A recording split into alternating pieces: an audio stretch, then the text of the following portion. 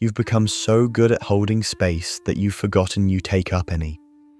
Someone is talking to you right now, maybe about their job, maybe about the person who hurt them, and you're nodding, asking the right questions, doing the thing you always do. But somewhere underneath, there's this room inside you that no one has walked into it in a very long time. It happens without anyone deciding it. You become the listener. Somewhere between childhood and now, every conversation you're in starts flowing in the same direction. Toward you, into you, people talk, you hold it, they leave lighter.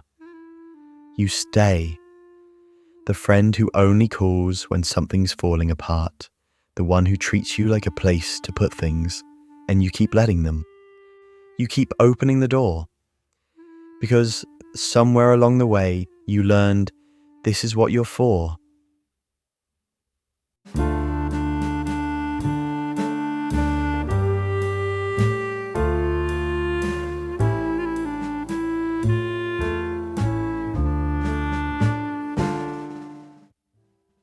This started before you had words for it. Or maybe at a dinner table, listening to a parent talk about their day while nobody asks about yours. Or being the quiet one in a house full of noise, learning early that attention goes to whoever's loudest, whoever's hurting most. And you could survive without it. That was the thing, you could. So you did. It wasn't dramatic, that's what makes it hard to name even now. No one sat you down and said, your job is to hold everyone's feelings. No one told you to disappear. It just happened, slowly, in the small moments. The way a parent sighed when you tried to talk about something. The conversation always drifted back to someone else's crisis.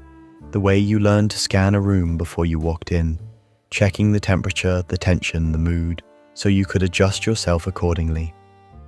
There was probably a moment, a specific one, where it clicked, where you understood, but you can't remember it now.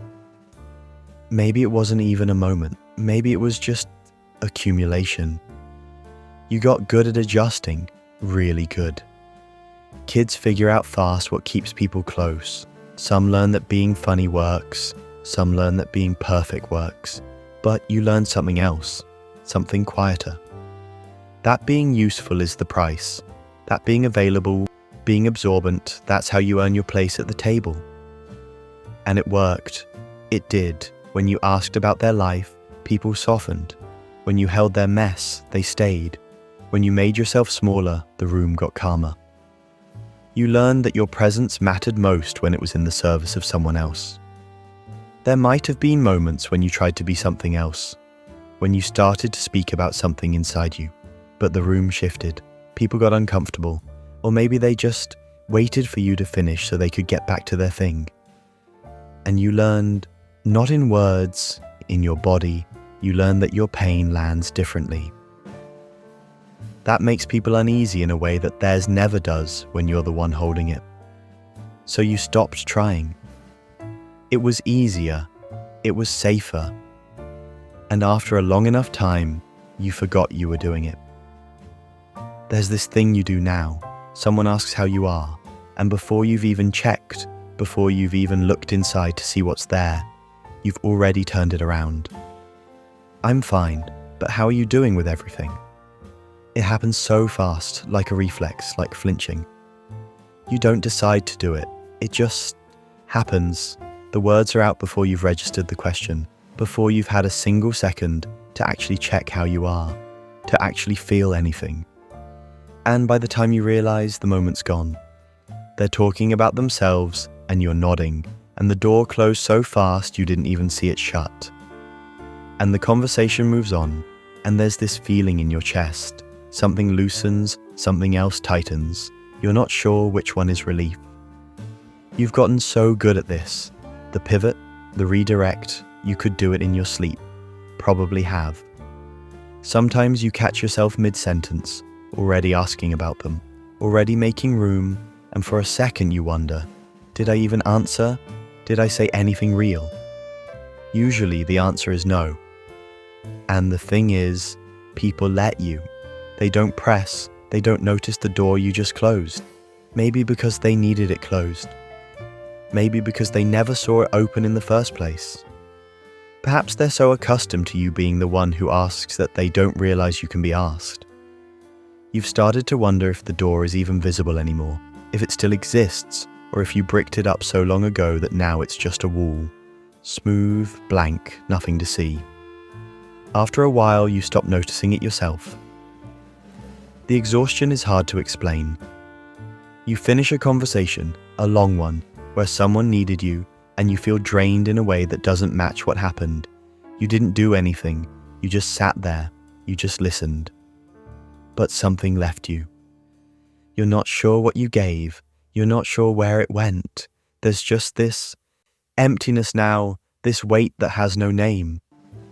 It's not like you ran a marathon, it's not like you did anything, and that's what makes it hard to justify, hard to talk about, hard to even admit to yourself. You've tried to explain it before, to someone, and they looked at you like, what are you complaining about? You literally just had a conversation. And they're right, technically, from the outside. But they don't feel what it takes. The constant calibration, the holding steady while someone empties into you, the way you absorb their panic so the room stays calm, the way you track every shift in their voice, their posture, their breath, adjusting, holding, making space. It's nothing. It's a lot. It's just invisible. Because from the outside, you just had coffee with a friend. You just talked on the phone for an hour. Nothing happened. But something happened. You held their fear, their sadness, their mess. You held it steady while they poured it out. And now they feel better. And now you feel... What do you feel? Hollow. That's the closest word, but even that's not right. Something keeps happening every time. You keep showing up. You keep answering when they call. Keep saying yes when you mean, what do you mean? That's the thing. You're not even sure anymore. Your own reactions have gotten so quiet, so buried under all that holding. You know exactly what everyone else needs, what everyone else is feeling. But when you turn the lens inward, there's just fog. Here's what gets hard to admit. There's resentment. Quiet, buried so deep you barely recognize it, toward the people you love most, not because they're doing anything wrong. They're just taking what you keep offering. They don't know you're running on empty because you've never let them see the gauge.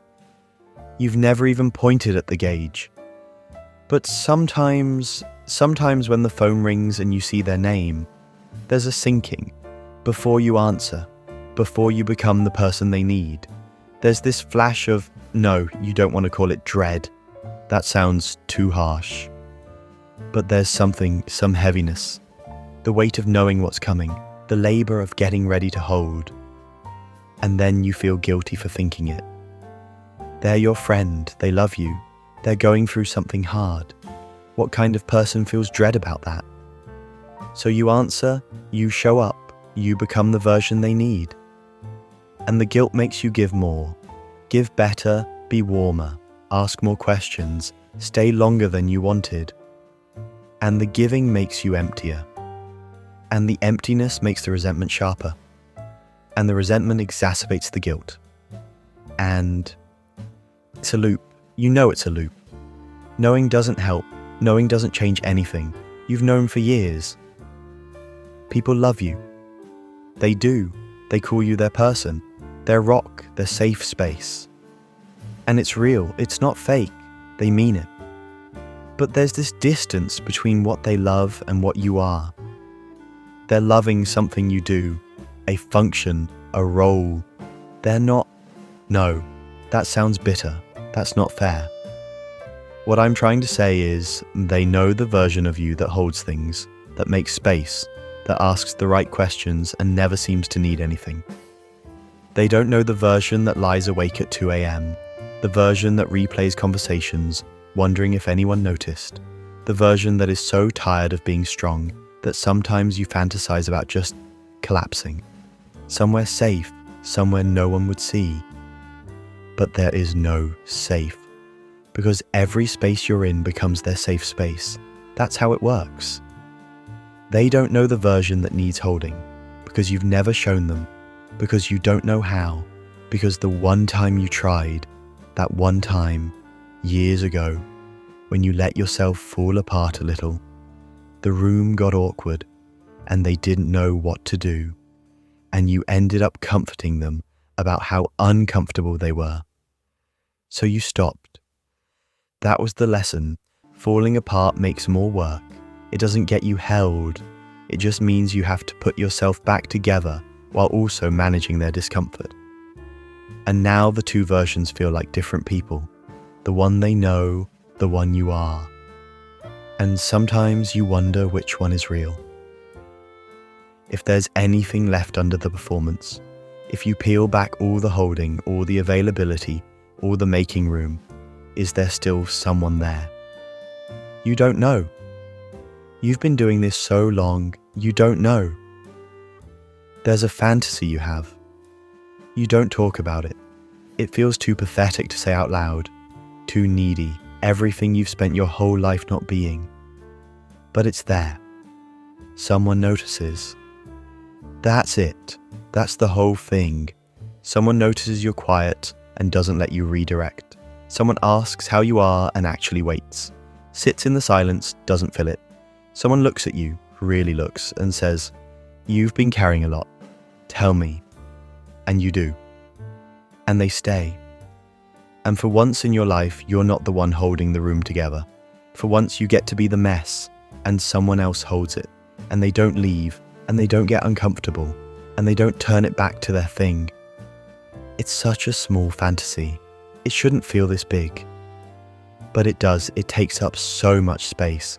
This imaginary moment where someone finally, God, even writing it feels pathetic.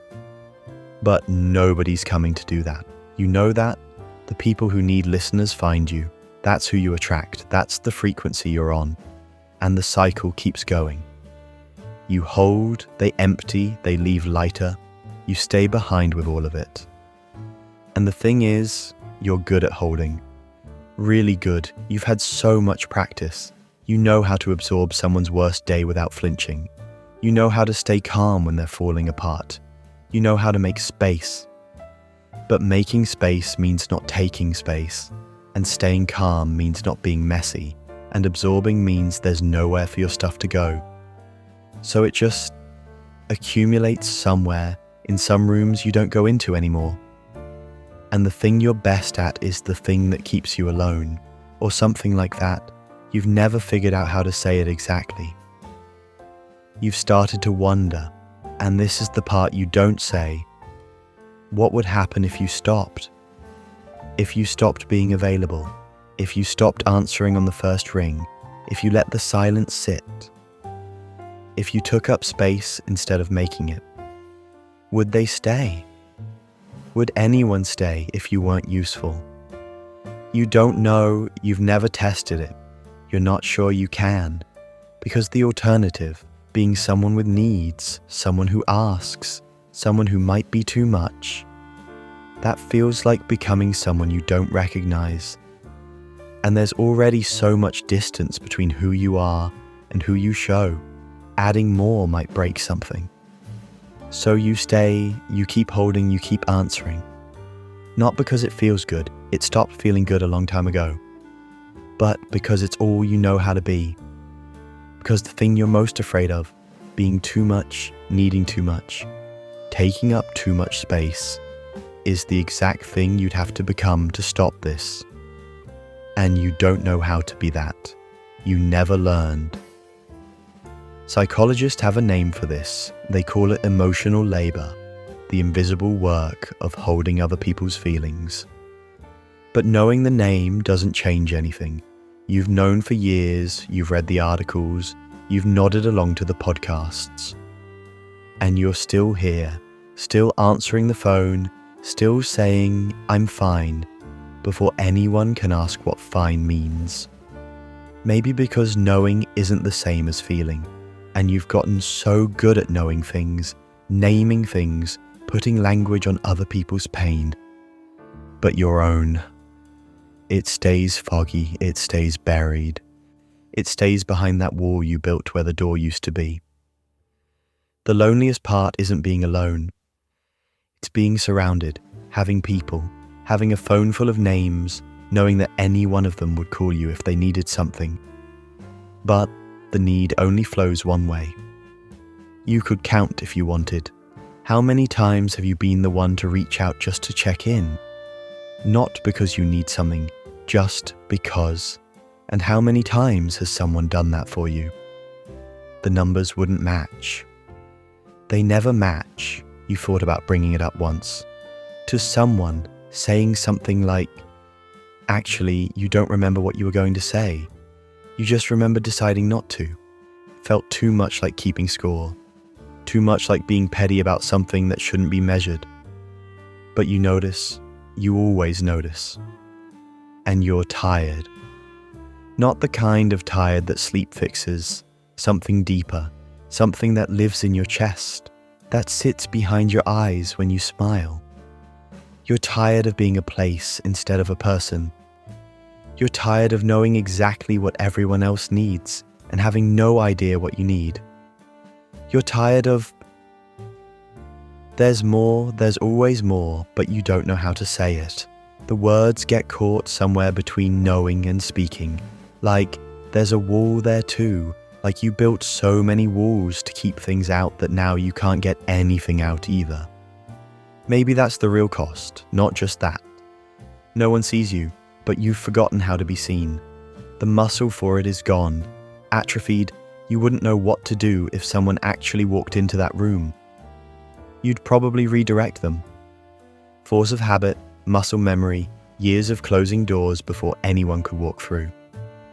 And the loneliest part, the part that keeps you up sometimes, is realizing that you've been lonely for so long, it just feels normal now.